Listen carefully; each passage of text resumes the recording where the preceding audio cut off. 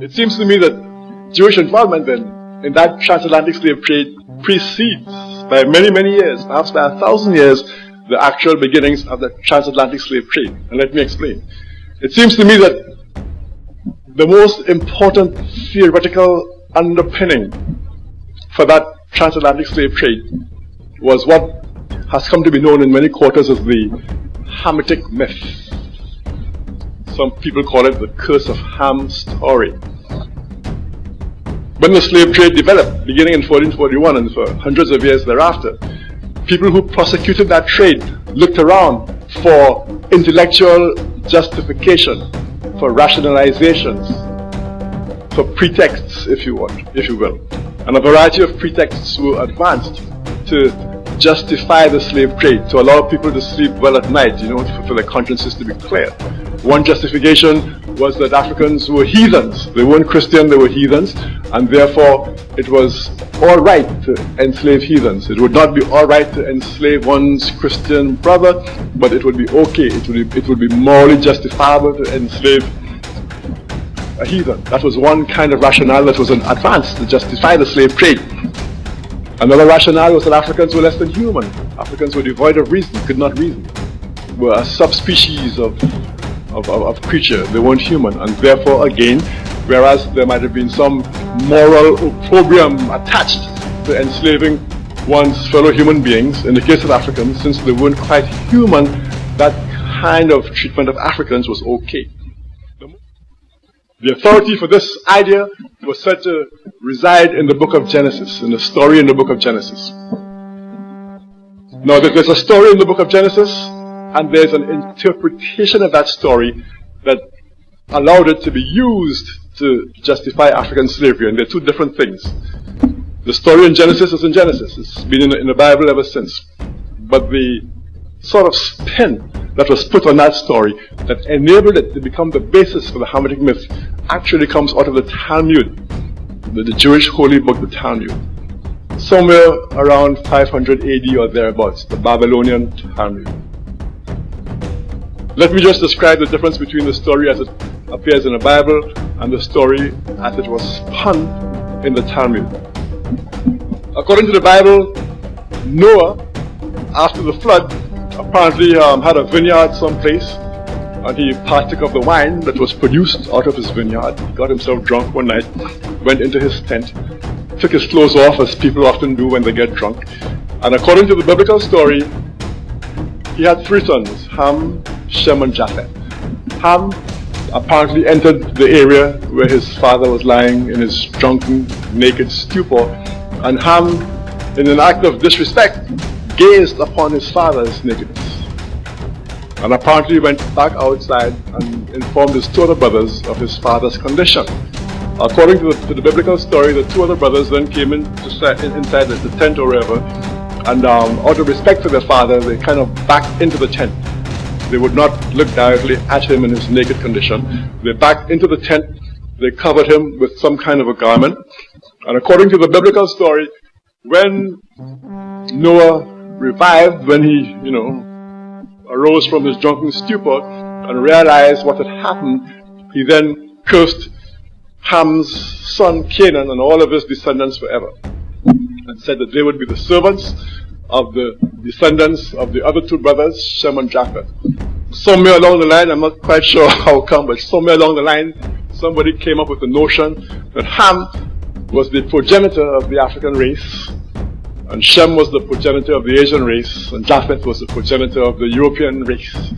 So Noah had three sons of three different races, and he cursed his African son and their descendants, and said that those descendants would be the slaves, the servants of the Asian branch of the family, and also the European branch of the family forever. And that's as far as the biblical story goes.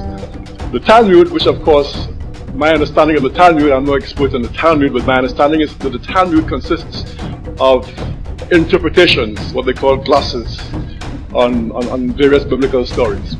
And these glosses or interpretations or spins are supposed to give people who subscribe to the Judaic religion a sort of an authoritative guide as to how to interpret the biblical stories and whatnot. So what the Talmud did then, the Talmud came along, the Babylonian Talmud, around about 500 or so AD, and proceeded to spin this biblical story for reasons that are unknown to me.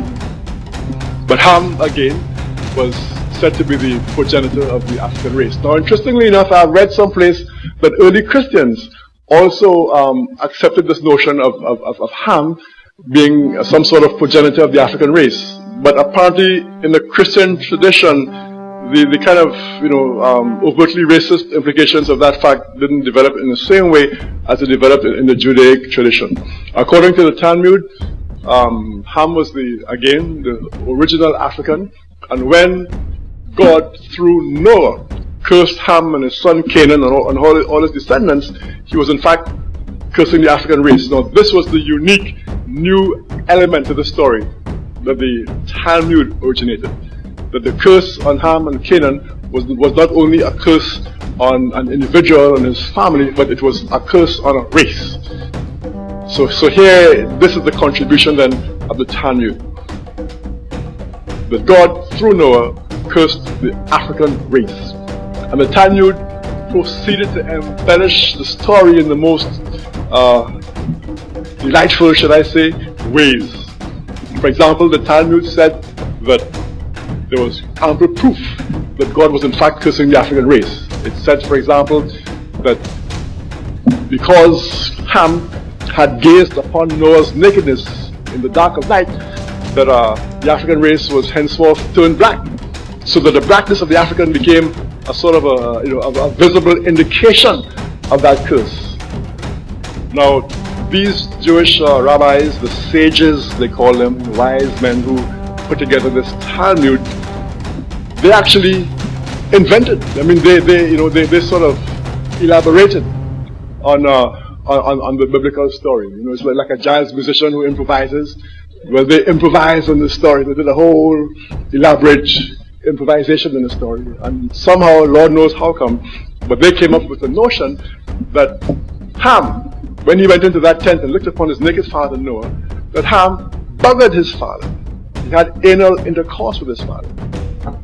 And because he had anal intercourse with his father, that's the reason, and here I'm citing Blackman, that's the reason why part of the curse was to give black men large sexual organs.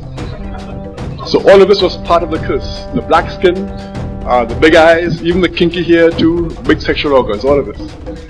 So, as amazing as this may seem, this transpired 1,000 years before the beginnings of the transatlantic slave trade. And when the slave trade came into being, this notion of the Hamitic curse was revived, and it became, both for Jews and for Christians, it became the most pervasive of all the attempts to rationalize that slave trade. Let me quote the exact words of Harold Bachman, lest you suspect that I'm making this up. I'm quoting here from Harold Bachman, the dissertation I mentioned a minute ago, The Ebb and Flow of History. Quote, "There is no denying," this is on page 34 in case anybody who has the book feels like reading along with me. I know several of you have the book on it. This is on page 34 in the middle of the page. Second new paragraph. "There is no denying that the Babylonian Talmud was the first source," and listen to how unequivocal he is here. It was the first, the very first. In other words, this is Bachman from the Simon Wiesenthal Center acknowledging that the Talmud was the place that invented the story of the Hamitic curse. "There is no denying that the Babylonian Talmud was the first source to read a Negrophobic content into the episode." Here he is referring to the episode of Ham looking upon his father's nakedness. Ham is told by his outraged father that because you have abused me in the darkness of the night, your children shall be born black and ugly. This is in the Talmud. Because you have twisted your head to cause me embarrassment, they shall have kinky hair and red eyes. So if you ever wondered about the origin of the kinky hair and the red eyes of black folk, here you have it. Because your lips jested at my exposure, theirs shall swell. That's why black folks have thick lips. And because you neglected my nakedness, they, that is your children, the children of Ham and Canaan, they shall go naked with their shamefully elongated male members exposed for all to see. So there you have the origin of a whole variety of stereotypes pertaining to Africa. So the Hamitic myth then is where you really have to begin, in terms of a discussion of the Jewish role in the slave trade. They provided the rationale par excellence for the prosecution of that slave trade.